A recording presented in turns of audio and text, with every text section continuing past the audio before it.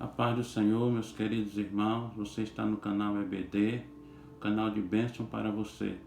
Com você, o pastor Gilvan Claro. No início, nós fazemos uma oração para Deus abençoar esta videoaula. Senhor, nosso Deus, eu apresento a todos os irmãos que vão assistir. Venha abençoar, Jesus, Tu és Deus maravilhoso, a cada um, Senhor. Eu apresento agora no Teu nome todos aqueles que forem assistir esse vídeo. Venha abençoar, vem dar entendimento, Senhor. Tu és o Deus forte, poderoso, e te pedimos a Tua graça nesse instante. E assim nós te agradecemos. Eu te agradeço agora em nome de Jesus. Amém. Irmãos, estamos na quarta lição, 24 de julho de 2022. Tem como título Salvação, o maior tesouro. A salvação é o maior tesouro do ser humano. Debaixo da terra, em cima ou no céu, não há um tesouro maior do que a salvação.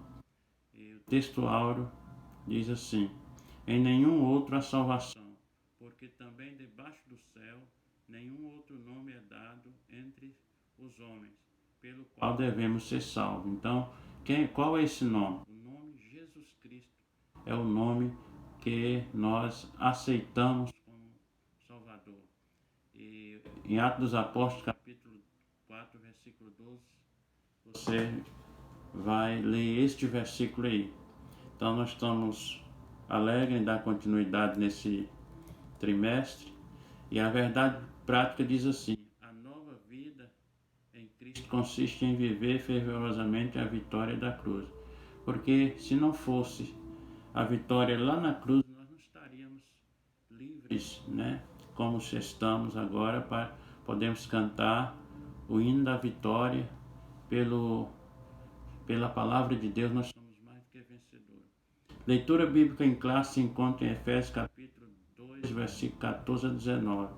Os irmãos que acompanharam, os irmãos estão com a lição aí, os irmãos leiam aí, porque o tempo nosso aqui é curto e eu quero dar continuidade. O objetivo geral diz assim: conscientizar que por meio de sacrifício Cristo nos deu a salvação. Então, para a salvação chegar para nós, teve um preço muito alto, que foi um preço de sacrifício, dar a própria vida para salvar toda a humanidade. Jesus Cristo teve, né, essa força, essa graça de vir para nos salvar, fazer tudo para nos redimir, para nos comprar. O objetivo específico diz assim: mostrar a grandiosidade da salvação divina. Primeiro ponto. Segundo ponto, explicar que pela cruz de Cristo nos resgatou. Terceiro ponto, saber que a salvação é pela fé em Cristo. Então a salvação ela é pela fé em Cristo. Não há outro objetivo do crente. Quando ele aceita Jesus como Salvador, em primeiro lugar, entra a fé no coração dele e ele já começa a acreditar no processo da salvação. A introdução diz assim: no vocábulo hebraico encontra-se algumas palavras que mostram o significado da salvação. Primeiro, mostra o significado da salvação. Pedai significa adquirir alguma coisa por preço de dinheiro. Palavra hebraico, pedai significa adquirir alguma coisa a preço de dinheiro. Mais tarde, o mesmo verbo veio a ser goel, significa recompensa, né? Aliás, recomprar uma coisa, libertar um escravo, salvar um condenado. Assim sendo, tem-se que o nosso Redentor é a ilustração desse goel, que está escrito em Êxodo capítulo 6, versículo 6. O termo salvação no sentido alto significa dom gratuito de Deus. Então, o dom gratuito de Deus entrou na nossa vida, independente de boas obras. A salvação não vem pelas obras, para que ninguém se glorie, né? A salvação é uma milagrosa transformação espiritual que se efetua na alma e na vida de pessoas que pela fé confessam que Cristo é o Salvador. Cristo é o Salvador. Para ir para o céu tem que confessar que Cristo é o Salvador. Então, primeiro parágrafo, né? Primeiro tópico dessa lição, nós vamos falar sobre a preservação da nossa salvação. Primeiro, o que é preservar? Guardar, zelar e cuidar com carinho, com cuidado, né? Aqui tem uma pergunta que diz assim: como preservar a salvação? A salvação é o maior tesouro que grandiosamente oferece à criatura humana. A salvação é o maior tesouro que Deus oferece à criatura humana. Nenhum matemático ou metafísico seria capaz de avaliar a grandeza do dom inefável de Deus. Ninguém poderia, nem o maior matemático poderia, calcular esse inefável amor de Deus, revelado na pessoa do seu Filho, Jesus Cristo. Somente aqueles que foram iluminados pelo Espírito Santo são capazes de entender os mistérios da salvação e preservá-la. Somente aqueles que são iluminados pelo Espírito Santo, pela ação do Espírito Santo, que têm a oportunidade de entender, de preservar aquilo que ele recebeu de Jesus, aquilo que ele recebeu do Mestre. Se perguntarmos a um crente, quanto custou a salvação? A resposta é nada. Seria isso verdade? Então, fazendo uma pergunta. Aí vem a pergunta. Não. A Bíblia afirma que a salvação foi dada a todos os homens. No entanto, alguém inocente pagou com a sua própria vida. Então, ela foi comprada por um alto preço. 1 Pedro capítulo 3, versículo 18, está falando sobre isso aí, pelo preço que foi pago. O Monte Caveira foi o palco do vitupério de Cristo. O Monte Caveira foi o palco do vitupério de Cristo. O que é vitupério? Escárnio, sofrimento. Então Jesus sofreu ali naquele Monte Caveira, e vemos aí que esteve pendurado num rude madeiro. Quanto está custando a preservação da tua salvação? Nós temos que valorizar aquilo que Cristo pagou no Calvário por mim e por você, meus irmãos. Então vemos aí quanto está custando a tua salvação. Ele jamais poderá se negligenciar. Nós jamais poderemos se negligenciar em Hebreus capítulo 2, versículo 3, especialmente porque esta tem valor inestimável, conserva-se a viva e proclame-a até que ele venha. Então o crente fiel tem que proclamar a salvação até a volta de Jesus. A Bíblia diz lá em Gálatas capítulo 4: mas vindo a plenitude dos tempos, Deus enviou o seu Filho, nascido de mulher, nascido sob a lei. Então, a promessa que Jesus viria já estava prometida. Se você ler o capítulo de Isaías, que fala na lição anterior, lição 3, que nós falamos um pouquinho lá sobre isso, e vemos que na vinda a plenitude dos tempos, Deus enviou o seu Filho, nascido de mulher, nascido sob a lei. Não é sobre, é sob. Sob. Então a palavra sob vem nos dar força para que ele aguentou tudo nas costas, por mim e por você. Estava sobre ele. Então a salvação do amor de Deus, segundo tópico aí. Subtópico 2, que fala sobre a salvação do amor de Deus. O maior tesouro que o crente recebe quando ele aceita Jesus como Salvador agora é o prêmio da salvação. O amor de Deus é tão grande que homem algum jamais conseguiu descrever. Sua personalidade reflete seu amor. A Bíblia diz: porque Deus amou o mundo de tal maneira que deu seu Filho unigênito, para que todo aquele que nele crê não pereça, mas tenha a vida eterna. Nós vemos aí em João capítulo 3, versículo 16. A criação revela a grandiosidade do seu amor. No Salmo 19, versículo 2 a 4. Todo ser que respira depende deste amor. Então todo ser que respira depende do amor de Deus. Tudo que existe, tudo que roja, tudo que existe sobre a face da terra depende do amor de Deus. Existem muitos homens que têm conhecimento da lei de Deus, mas poucos são aqueles que conhecem pela experiência, a fragrância, a delícia do seu amor. Então isso é muito maravilhoso para o crente saber o preço que Jesus pagou da salvação, morrendo na cruz, e agora nós recebemos esse prêmio, essa graça, a vitória que Jesus sofreu na cruz para nos entregar de graça a salvação, para nós agora de graça, mas ele pagou um alto preço. Então conheçamos e prossigamos em conhecer o Senhor.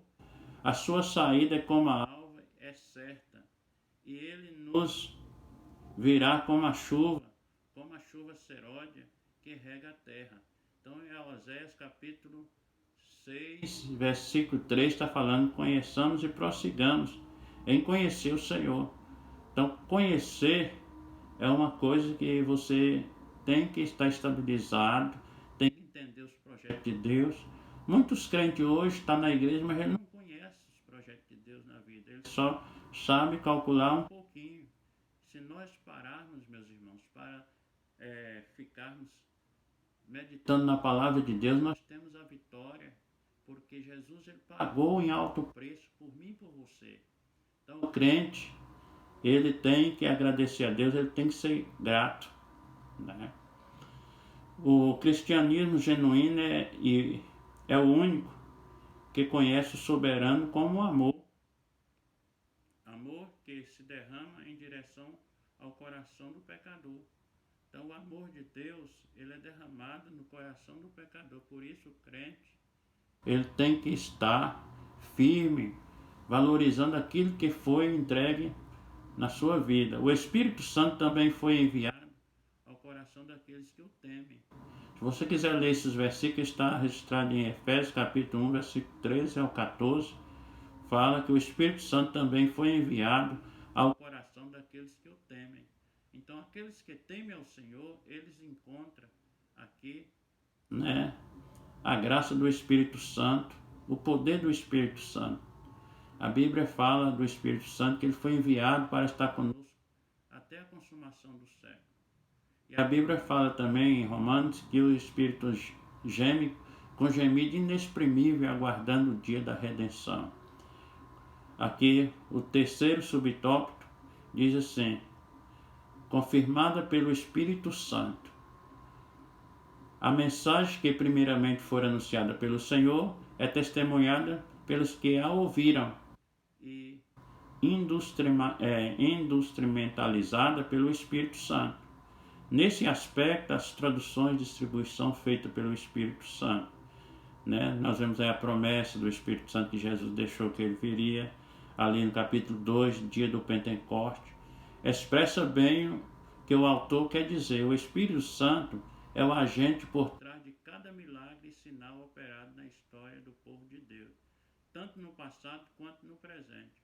O autor que chama a atenção de seu público leitor, mais uma vez, para a importância da mensagem recebida, ou seja, ela também é testemunhada de uma forma concreta e palpável pelo Espírito Santo, por intermédio da distribuição dos seus muitos dons. Então, o Espírito Santo distribui os dons para o crente fiel. E agora ele vai usar aqueles dons na obra do Senhor. É o dom do Espírito Santo. Você não pode usar a hora que você quer. Está em seu alcance você buscar o Senhor e ele vai te usar, mas na hora que o Espírito Santo quiser te usar.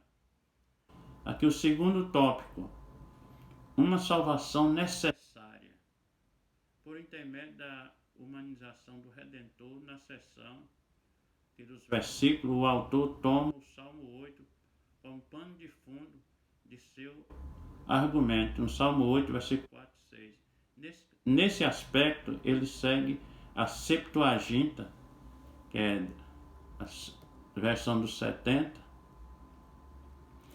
que usa o termo anjo em vez do texto massorético. Os irmãos talvez podem até achar difícil essa palavra maçorética. Os maçoretas eram escribas judeus que se dedicavam em preservar e cuidar das escrituras que atualmente constituíam o Antigo Testamento.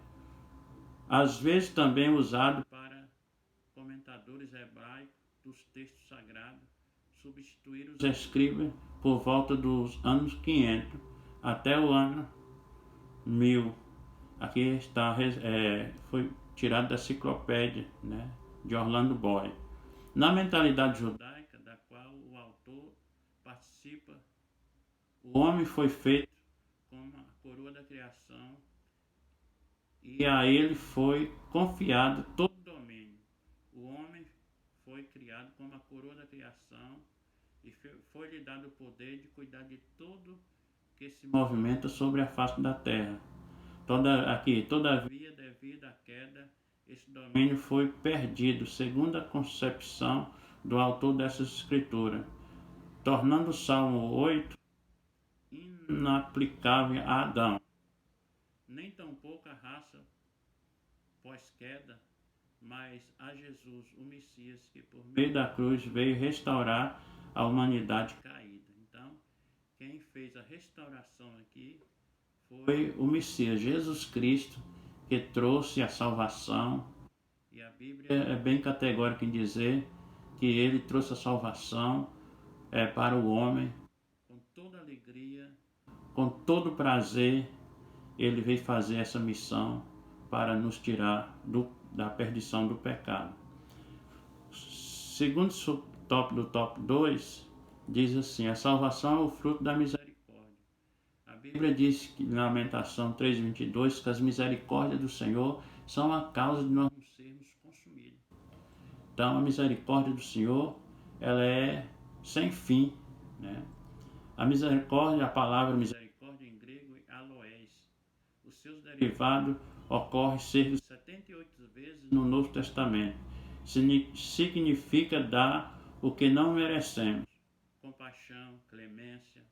A salvação é um fruto da boa obra praticada, mais o resultado da misericórdia divina. Não pelas obras de justiça que houvéssemos feito, mas segundo a misericórdia nos salvou pela lavagem da regeneração e a renovação do Espírito Santo. Tito capítulo 3, versículo 5. Entre as sublimes mensagens divinas sobressai as misericórdias de Deus em Lamentação 3:22. Então a misericórdia do Senhor é a causa de nos sermos consumidos, porque Ele teve misericórdia de nós e por isso agora nós estamos cantando o hino da vitória. Somos mais do que vencedor. Subtop 3 do 2, o livre-arbítrio na Bíblia. Coisa que eu acho interessante no nosso Deus, que Ele deu livre-arbítrio. Deus não entra no livre-arbítrio do homem, Ele escolhe o que Ele interessar. Deus nos criou a sua imagem e semelhança, Gênesis capítulo 1, versículo 26. Logo, por Ele ser naturalmente livre, também seus filhos possuem a faculdade de escolher livremente. Deus não sugere a ninguém e fala assim, você tem que ser isso. Não, Ele deixa por livre-arbítrio. Mas uma coisa eu quero dizer para os irmãos, como dizia o pastor Zé Fernandes, saudosa memória, é o dia de embençar da cerca que ele vai recolher, né, aquilo que foi falado, aquilo que foi feito. Ele vai requerer, aliás, a palavra certa é requerer aquilo que foi feito naquele dia do embeste da cerca. Então, por isso devemos ter muito cuidado em fazer coisas boas, porque está tudo ficando registrado. Logo por ele ser naturalmente livre, também os seus filhos possuem a mesma faculdade de escolher livremente. Por isso o Criador sempre incentivou a nação a escolher o caminho da vida. Por isso, em Deuteronômio, capítulo de número 30, versículos 19 e 20, ele disse, diante de vós eu coloco a bênção ou a maldição. Aqueles que escolherem a maldição, eles vão sofrer eternamente, mas os que escolherem a bênção, eles vão ser vitoriosos eternamente também. Segundo as Escrituras, se em Adão todos predestinados à perdição, em Cristo todos são predestinados para a salvação. Porque assim como todos morreram em Adão, todos seremos vivificados em Cristo. Né? A Bíblia é bem categórica em dizer que em Jesus nós somos mais do que vencedor. Né? Tem uma ilustração que eu acho interessante. O primeiro Adão perdeu num jardim. E o segundo Adão, que foi Cristo, saiu vitorioso em um deserto. Interessante nessa parte. Então isso, meus irmãos, é maravilhoso nós estarmos aqui juntos nesta lição, pois se com a tua boca confessares ao Senhor Jesus, e em teu coração creres que Deus ressuscitou dos mortos, serás salvo. Então, nós temos que confessar. Então, se nós confessar, nós seremos livres, né, para toda a eternidade. Da agora para frente, o dia que nós confessar, nós temos que agora obedecer a palavra e prosseguir o caminho que Jesus nos entregou. Terceiro tópico, amar é sofrer. Esse tópico aqui é bom para nós entender. O amor é o sofrimento, né? O amor e o sofrimento, eles andam juntos. Amós 3:3, né? Fala sobre o versículo, andarão dois juntos se não estiverem de acordo. Então o amor e o sofrimento andam juntos. Quem ama precisa estar disposto a sofrer, pois as relações com que o outro são precárias pelas próprias limitações do ser humano e pelo estado pecaminoso em que todos nós vivemos. Ninguém consegue satisfazer plenamente o outro no entrosamento. Isso precisa ser o resultado para evitar frustrações. Então, por mais que nós queremos ser uma pessoa ideal, mas sempre vai trazer algumas frustrações na vida. Isso é do ser humano. 1 Tessalonicenses capítulo 2, versículo 4-8, está dando uma instrução sobre isso aí. Exigir do outro além do que este pode dar. Tem pessoas que querem exigir do outro além do que ele pode dar. É ter rancor, pois isso não é amor. Ao contrário, é egoísmo. Entretanto, ao mesmo tempo em que as relações são precárias, elas também são manifestações do reino de Deus entre as pessoas. Quando relacionamentos são saudáveis, né, complementados a um esforço para cuidar, nutrir e proteger, lutar, socorrer, prover, exercer misericórdia, estabelecer comunhão. Tudo na potência desse amor. O apóstolo Paulo afirmou que esse amor é capaz de curar feridas. Olha que coisa interessante aí, que o apóstolo Paulo, ele afirmou que esse amor é capaz de curar feridas. 1 Pedro capítulo 4, versículo 8. Então o amor o sofrimento, eles andam juntos. Porque quem ama, ele tem que pagar o preço também. Foi o que Jesus pagou por nós. Ele amou nós de tal maneira, né?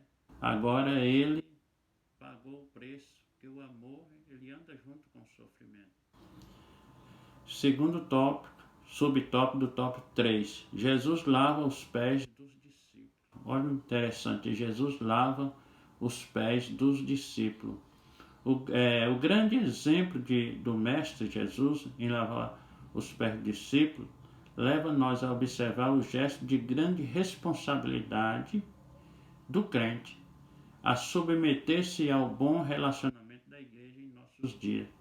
Então nós temos que submeter, lavar os pés significa humilhar, falar palavras que venham edificar. Ele afirmou que havia agido em amor.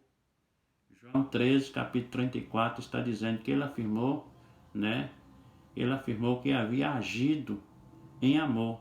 Os discípulos deveriam agir também, ou seja, o cristão deve demonstrar na prática a grandeza do amor de Deus, amando com amor serviçal e sacrificial toda a sua volta. Essa é a maneira mais grandiosa de demonstrar o verdadeiro discipulado cristão. Amar uns aos outros dentro da realidade do amor de Cristo. somos exortados pela palavra de Deus a levar a carga um dos outros. Você pode levar a carga do seu irmão, a carga do seu irmão muitas vezes está pesada e você passa de largo e não ajuda. Em Gálatas capítulo 6, versículo 2 está dizendo, né, que nós temos que levar a carga um do outro para cumprir a lei de Cristo. Alegrar-se com os que se alegram e chorar com os que choram. Irmãos, graças a Deus, o crente que vive com o coração no amor de Deus, quando alguém recebe uma bênção, é uma vitória grande para ele. É o amor de Deus que está dentro do coração.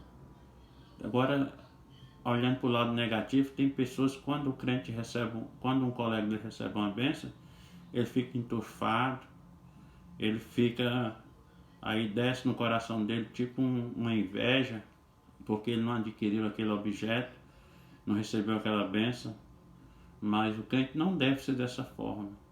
Chorar, irmão, pelos irmãos, não é fácil não. Você vê um irmão ali chorando, você chorar junto. Isso é muito interessante na vida do cristão. O Novo Testamento descreve mais de 36 vezes, direta e indiretamente, a necessidade de relacionar um com os outros, das quais 13 vezes são ligadas diretamente ao amor. Então o amor é uma das coisas interessantes na vida do crente. Lavar os pés, amar cordialmente, é honrar, acolher, admoestar, mostrar afeto, ser servo. Uma das coisas interessantes que eu acho aqui, o crente ele tem que ser servo, que é servir. Nós somos chamados para o serviçal, irmãos. Nós somos chamados para trabalhar na obra, ser benigno, ser compassivo e perdoador como Cristo, né? Sujeitar-se, instruir, aconselhar. Essa palavra aconselhar é uma das coisas interessantes na vida do crente. Porque tem crente que coloca fogo nas pessoas quando eles estão passando tribulação, lutas. Em vez de colocar um copo de água para ele tomar, ele dá fogo. Exaltar, aqui fala, exaltar no sentido de animar, incitar, aconselhar e persuadir. Considerar, irmãos. Consideração é uma das coisas também que nós temos que ter no nosso coração. Confessar nossas culpas, Tiago capítulo 5, versículo 16. Então nós temos que estar nessa forma, amar de coração ardente. O que é coração ardente? Coração puro, você amar uma pessoa de coração ardente. 1 Pedro capítulo de número 22. E servir com alegria. Servir com alegria é uma coisa interessante na vida do crente. No Salmo 100 fala servir ao Senhor com alegria. Porque for servir ao Senhor com tristeza, Jesus não recebe o nosso sacrifício. É em vão. Então nós temos que estar fazendo com alegria. Tudo que nós vamos fazer com alegria. Assim devemos tratar uns aos outros como se fosse o próprio Jesus. Se Jesus viesse na terra, eu penso que muitos irmãos poderiam até tratar Jesus mal, porque Jesus muitas vezes ele é a nossa vitória, né, irmãos? Muitas vezes não, ele sempre foi a nossa vitória. Perdão aí pela palavra. E vemos aí que Deus ele é a nossa vitória, a vitória do crente fiel. Nós vemos também, terceiro subtópico, fala assim, a salvação é recebida pela fé. Que eu falei no início lá que nós íamos falar sobre a fé. A fé é o elemento vital a alcançar a preciosa dádiva da salvação. Então a palavra do Senhor afirma, ora, sem fé é impossível agradar a Deus. Sem fé ninguém pode agradar ao Senhor. Quais são os passos para obter a salvação? Reconhecer que é pecador, Romanos 3 e 23. Crer que Jesus é o Salvador. Confessar que Cristo é o Senhor e Salvador, porque pela graça sois salvos por meio da fé. Isto não vem de vós, é dom de Deus. Efésios 2 e 8. A salvação não depende das obras, mas da benevolência divina. Não vem das obras para que ninguém se glorie. Efésios capítulo 2, versículo 9. Então, Deus propôs mostrar a suprema riqueza da sua graça salvadora e bondosa para conosco, em Cristo Jesus. A fé é o primeiro elemento que Deus exige do pecador para que ele seja salvo. Como a pregação do Evangelho, o pecador é convencido a confessar ao Senhor os seus pecados. Então, com a pregação do Evangelho, o pecador é convencido, né, a confessar o seu pecado. Então, o homem não possui mérito nem valor suficiente para adquirir a justificação, nem tampouco tem capacidade própria para cumprir a sua exigência divina. Então, o homem, se fosse olhar para o mérito, nós não teríamos mérito de ter a nossa salvação. Jesus que teve misericórdia, que eu falei aqui no início, né? E a conclusão, para nós terminar essa aula, fala assim: o cuidado de Deus com o homem fez com que ele providenciasse a porta de escape para resgatá-lo. Convém que os crentes, como pessoas justificadas, regeneradas e santificadas, demonstrem ao mundo perdido, por meio das suas consequências positivas, o que esse processo da salvação traz sobre a nossa vida. Que somente Jesus Cristo pode salvar e transformar o pecador. Somente Jesus Cristo pode ter essa faculdade aí de fazer isso na vida do pecador. Então, que Deus abençoe a todos que forem assistir esse vídeo, que Deus venha abençoar. Se Deus quiser, na semana que vem nós estamos aqui na lição 5, que fala sobre o perdão.